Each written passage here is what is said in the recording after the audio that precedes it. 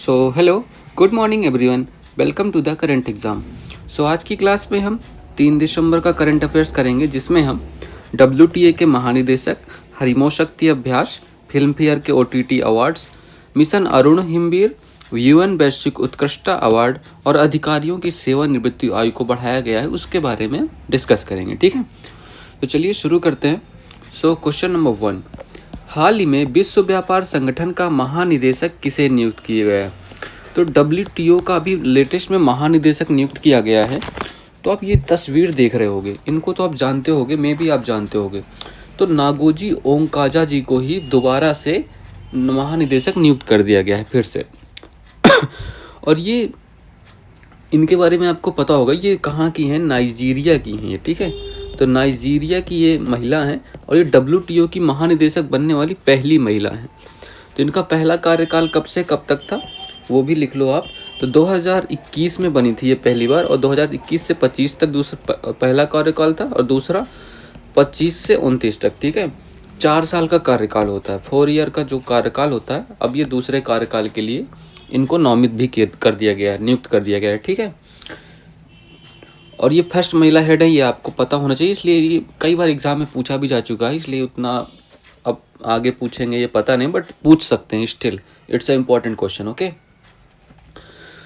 चलो। अच्छा, WTO के बारे में बताओ। अच्छा, ये भी बता दो ना, ये अजय बंगा कहाँ के हेड हैं? ये वर्ल्ड बैंक के हेड हैं, है ना, ये आपको पता होगा, वर्ल्ड बैंक के हेड हैं अजय बंगा। और ये बताओ, क्रिस्टीना जॉर्जिवा कहाँ की हेड है? ये IMF की हेड है। ठीक है, इंटरनेशनल मॉनेटरी फंड। ठीक है, तो IMF के हेड है। और एक और बताओ, ये फिलेमन यांग। तो फिलेमन यांग ये कहाँ, ये क्या है, ये किस चीज़ के हेड है? तो अभी UN महासभा, आपको पता होगा, UN महासभा का जो सत्र है, कौन सा सत्र चल रहा है? 79 सत्र, उसके हेड हैं। ठीक है, ये फिलेमन यांग। और मार्क रूटो के बारे में बताओ। मार्क रूटो, तो ये नाटो के हेड हैं, नॉर्थ अटलांटिक ट्रीटी ऑर्गेनाइजेशन, ये नाटो के हेड है। ठीक है, मार्क रूटो। तो ये सब बातें भी आपको याद रखना है। ठीक है, चलो। और WTO के बारे में बताओ, इसकी स्थापना कब हुई थी? इसकी सबसे पहले ये किस नाम से जाना जाता था वो बताओ। तो ये पहले गैट के नाम से, GATT के नाम से जाना जाता था। और इसकी स्थापना कब हुई थी? 1948 में। इसका फुल फॉर्म भी लिख लो। तो general agreement trade and tariff. ठीक है, तो general agreement trade and tariff इसका फुल फॉर्म हो गया। और इसकी स्थापना कब हुई थी? 1948 में। ठीक है, तो ये इसका फुल फॉर्म है, general agreement trade and tariff. बाद में यही जो संस्था थी ना, इसी का नाम बदल के 1 जनवरी 1995 को WTO कहलाने लगा। ठीक है, वर्ल्ड ट्रेड ऑर्गेनाइजेशन। इसका हेडक्वार्टर कहाँ है? WTO का हेडक्वार्टर जिनेवा, स्विट्जरलैंड में इसका हेडक्वार्टर है। ठीक है, जिनेवा, स्विट्जरलैंड में इसका हेडक्वार्टर है। इतनी बातें आपको याद रखना है। ओके, चलो। नेक्स्ट क्वेश्चन करते हैं। क्वेश्चन नंबर 2, हाल ही में चर्चा में रहे संयुक्त सैन्य अभ्यास हरिमो शक्ति का संबंध किससे है? What is the joint military exercise Harimau Shakti which was in the news recently? ठीक है, तो ये भारत और मलेशिया के बीच होता है ये अभ्यास। ये एक सैन्य अभ्यास है, आपको पता होगा। ठीक है, तो भारत और मलेशिया के बीच ये अभ्यास हर साल क्या होता ही होता है। ठीक है, तो ये आपको इसके बारे में बताओ, हरिमो शक्ति। चलो, और क्या जानते हो, ये कहाँ हुआ, कब हुआ, किस क्रम का है? तो इंडिया और मलेशिया के बीच हुआ, आपको इतना पता हो गया। ठीक है, तो इंडिया मलेशिया के बीच हो गया। ये इस बार 4th नंबर का है, इसका 4th क्रम है। और कहाँ हो रहा है? बेटोंग कैप। यार तुम लोग भी अपनी सर्दी से रक्षा करना यार, देखो खांसी जा ही नहीं रही यार मेरी, तो कुछ दवा बताओ। तो बेटोंग कैप है, यही होस्ट है इस अभ्यास का। ये कहाँ है? मलेशिया में है। ठीक है, ये मलेशिया की कैपिटल आप लोग तब तक कमेंट कर दो। तो मलेशिया के बेटोंग कैप में इसका आयोजन किया जा रहा है, और 4th नंबर का है। इंडिया और मलेशिया के बीच ये अभ्यास होता है।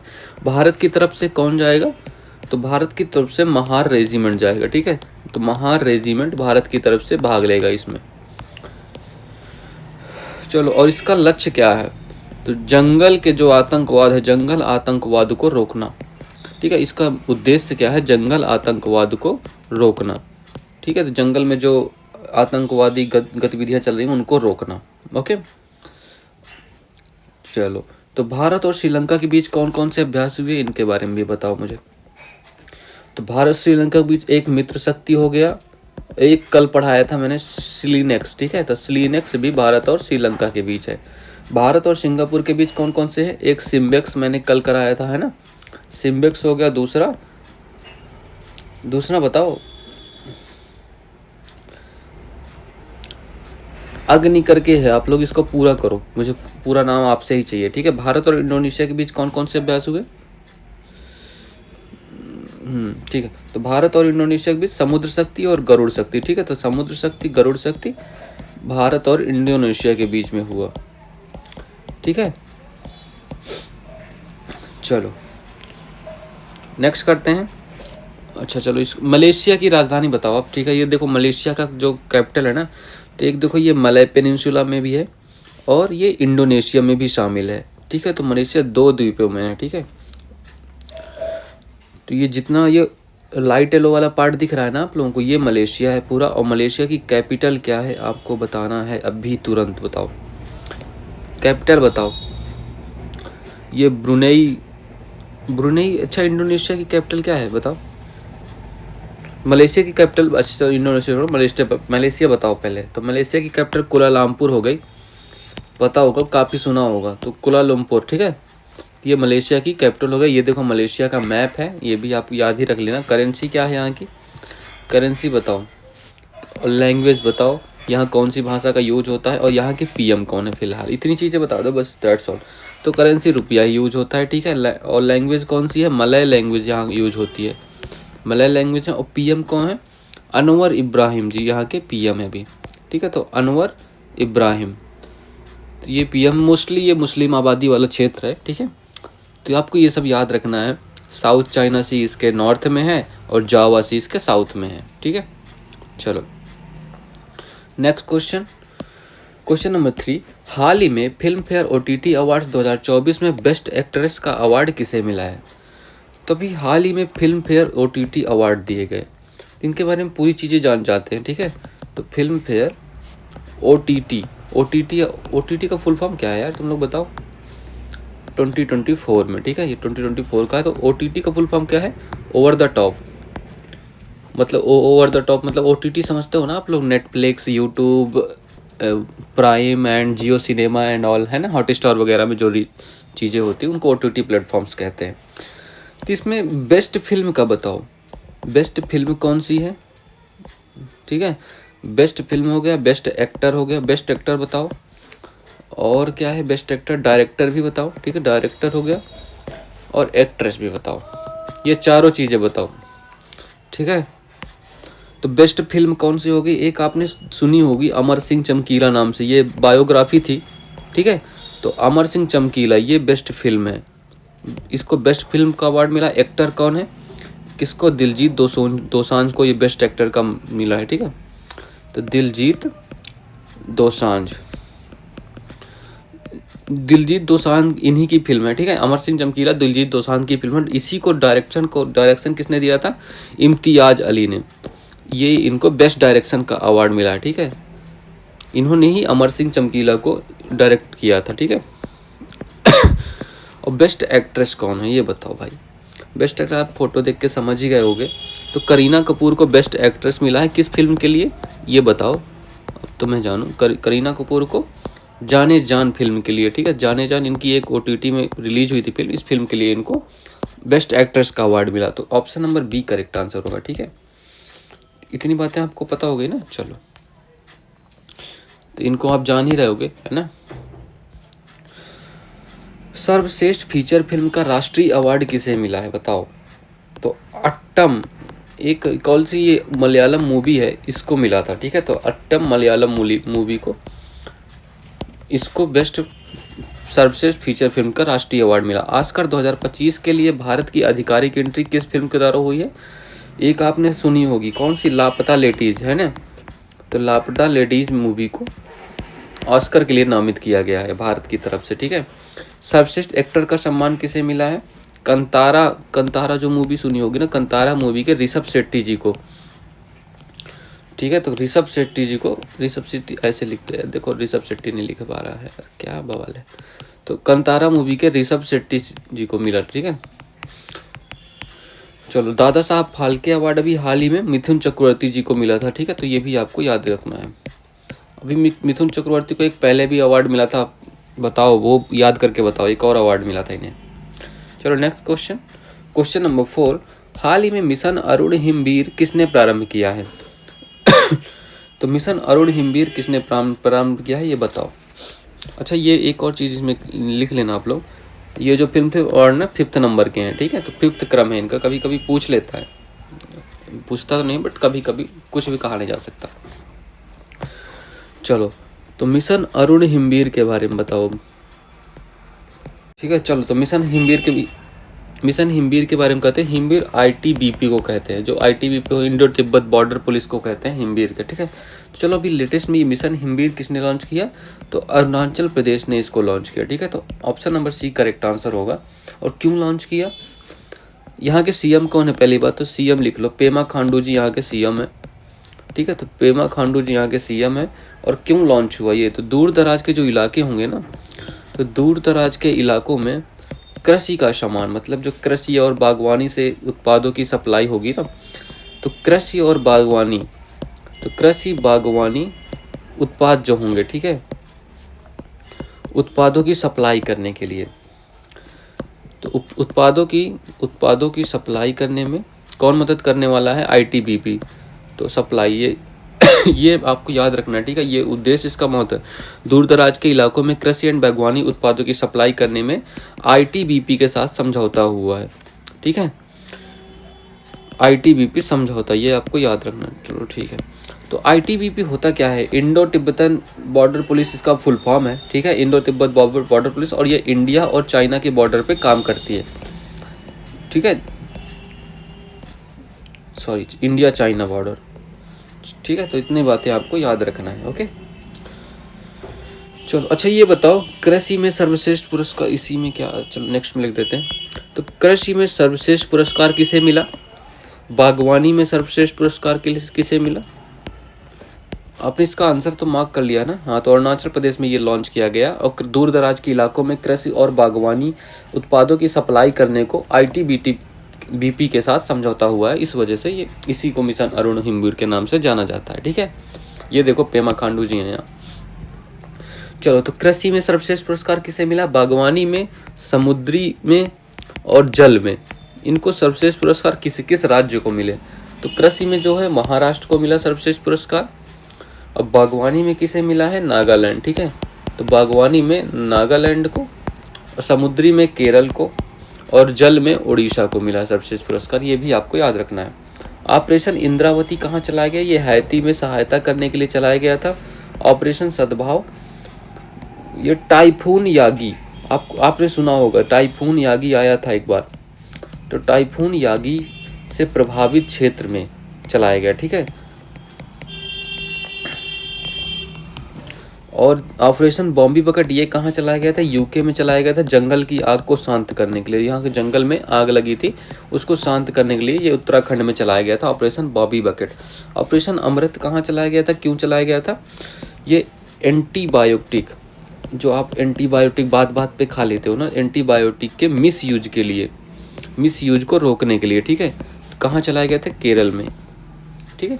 चलो नेक्स्ट, क्वेश्चन नंबर 5, हाल ही में संयुक्त राष्ट्र वैश्विक उत्कृष्टता पुरस्कार से किसे सम्मानित किया गया है?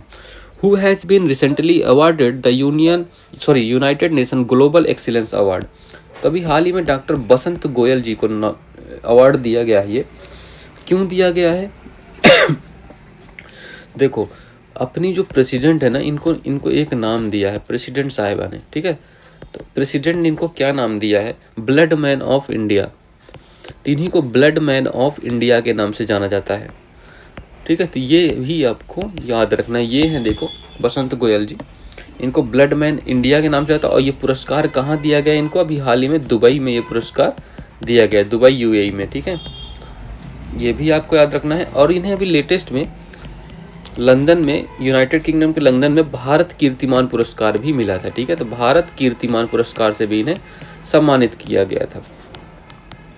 ये भी आप याद रखिएगा, ठीक है। अच्छा, ये फिलिप नाइस को जानते हैं आप? फिलिप नाइस ये ऑस्ट्रेलिया के निर्देशक हैं, ऑस्ट्रेलिया के निर्देशक, ठीक है। इनको कौन सा अवार्ड मिला था? इन्हें हाल ही में सत्यजीत रे का लाइफ टाइम अचीवमेंट अवार्ड मिला, ठीक है। सत्यजीत रे का लाइफ टाइम अचीवमेंट अवार्ड से इन्हें सम्मानित किया गया था, ठीक है।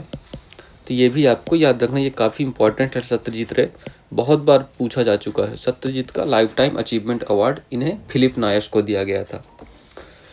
ओके, चलो नेक्स्ट करते हैं, ठीक है। तो समझ गए ना, blood man of India, Dubai में इन्हें अवार्ड मिला, और इन्हें भारत कीर्तिमान पुरस्कार भी लंदन में मिला था। डॉक्टर बसंत गोयल को भी हाल ही में संयुक्त राष्ट्र वैश्विक उत्कृष्टता पुरस्कार से भी सम्मानित किया गया। चलो नेक्स्ट, अंतर्राष्ट्रीय बुकर पुरस्कार किसे मिला था? जेनी अर्पनबेक को, है ना। तो जेनी अर्पनबेक को भी अंतर्राष्ट्रीय बुकर पुरस्कार मिला। इनका नोवेल कौन सा था? नोवेल का भी नाम बताओ, इम्पोर्टेंट है। तो कैरोश इनका नोवेल है, ठीक है। तो नोवेल का नाम क्या है? कैरोश। चलो, भारत रत्न पुरस्कार 2024 में किसे किसे मिला ये बताओ। पहले तो हो गया कर्पूरी ठाकुर, ठीक है। तो पहले कर्पूरी ठाकुर, आप भी कमेंट करके जल्दी जल्दी बताओ। दूसरे कौन से हैं? लाल कृष्ण अडवाणी, ठीक है। तो LK अडवाणी या लाल कृष्ण अडवाणी के नाम से ये जाने जाते हैं, ठीक है। तीसरे कौन है? चौधरी चरण सिंह को भी मिला, ठीक है। चौधरी चरण सिंह। चौथे नाम पे किसका है? MS स्वामीनाथन, हरित क्रांति के जनक, है ना, आपको पता होगा, MS स्वामीनाथन। और लास्ट कौन है? PB नरसिम्हा राव, ठीक है। तो इन्हीं के समय पे LPG वाला वो सुधार हुआ था, है ना, आपको पता होगा, PB नरसिम्हा राव। तो इन पांचों को भारत रत्न 2024 से सम्मानित किया गया। मिथुन चक्रवर्ती को कौन सा पुरस्कार मिला है? इनको मिला था पद्म, कौन सा मिला था? अच्छा बताओ आप लोग। तो इनको मिला था पद्म भूषण, ठीक है अभी। और दादा साहब फाल्के पुरस्कार भी इन्हीं को मिला अभी, ठीक है। तो इनका नाम दोनों पुरस्कारों के लिए याद रखना। हाल ही में अंतरिक्ष अवार्ड किसे मिला था? तो चंद्रयान 3 को ये अवार्ड मिला था, चंद्रयान 3 को, ठीक है। चलो क्वेश्चन नंबर 6, हाल ही में न्यायिक अधिकारियों की सेवानिवृत्ति आयु 60 से बढ़ाकर 61 वर्ष किसने की है? तो भी आंध्र प्रदेश में, आंध्र प्रदेश के PM कौन है? सॉरी, CM कौन है? आंध्र प्रदेश के CM कौन है? चंद्रबाबू नायडू जी, ठीक है। इन्होंने यहाँ पे कर दिया है, ये 60 से बढ़ाकर 61 वर्ष कर दिया है। क्यों कर दिया है? उनके 1 साल के एक्सपीरियंस को और लेने को, यूज करने के लिए, तो मतलब उनका जो एक्सपीरियंस है उसको 1 साल एक्स्ट्रा यूज करने के लिए कर दिया गया। ये TDP पार्टी से है, तेलुगु देशम पार्टी है ना, आपको पता होगा भी, ये काफ़ी चर्चा में भी रहे थे। और यहाँ डिप्टी CM कौन है? डिप्टी CM कौन है? यहाँ पवन कल्याण जी यहाँ डिप्टी CM है, ठीक है। तो पवन कल्याण जी आंध्र प्रदेश के डिप्टी CM है। तो यह आंध्र प्रदेश में अभी ये चालू हो गया है, सॉरी, न्यायिक जो अधिकारी होंगे ना उनकी सेवानिवृत्ति 60 से बढ़ाकर 61 वर्ष कर दी गई है, ठीक है। सिर्फ न्यायिक अधिकारियों की गई, जजेस की नहीं की गई है, ये आपको ध्यान रखना है, ठीक है। जजेस की नहीं की गई है। जजेस के लिए कौन कर सकता है? सिर्फ संसद में ऐसा किया जा सकता है जजेस के लिए, ना कि ऐसा कोई CM वगैरह बना सकते हैं इसका रूल, ठीक है। चलो अच्छा ये बताओ, तो सुप्रीम कोर्ट और हाई कोर्ट के जो न्यायाधीश हैं, ये आपके लिए क्वेश्चन है, ठीक है। तो सुप्रीम कोर्ट और हाई कोर्ट के जो न्यायाधीश हैं, इनका अपॉइंटमेंट कौन करता है? अपॉइंटमेंट कौन करता है और रिमूव कौन करता है? नहीं, दोनों चीज़ बताओ, अपॉइंटमेंट और रिमूवल कौन करता है। और एक क्वेश्चन है, जो सुप्रीम कोर्ट का जज है वो उसकी रिटायरमेंट एज क्या होती है, और हाई कोर्ट के जज की रिटायरमेंट एज क्या होती है। तो सुप्रीम कोर्ट और हाई कोर्ट के न्यायाधीश का अपॉइंटमेंट कौन करता है? प्रेसिडेंट करता है ना। प्रेसिडेंट इनका अपॉइंटमेंट करता है, बट रिमूवल कौन कर सकता है? सिर्फ संसद ही रिमूव कर सकती है इनको, ओके। और सुप्रीम कोर्ट के सेवानिवृत्ति आयु क्या है? 65 वर्ष सुप्रीम कोर्ट के जज की, और हाई कोर्ट के जज की 62 वर्ष, ठीक है। ये भी आपको याद रखना है। और ये चंद्रबाबू नायडू साहब, इनको तो आप जानते ही होंगे, ठीक है। चलो, so that's all for this class. Like कर देना यार, सब्सक्राइब कर देना, और शेयर तो आप कर ही रहे हो, है ना। चलो, so have a good day and thank you everyone and all the best for your next exam, okay. Thank you for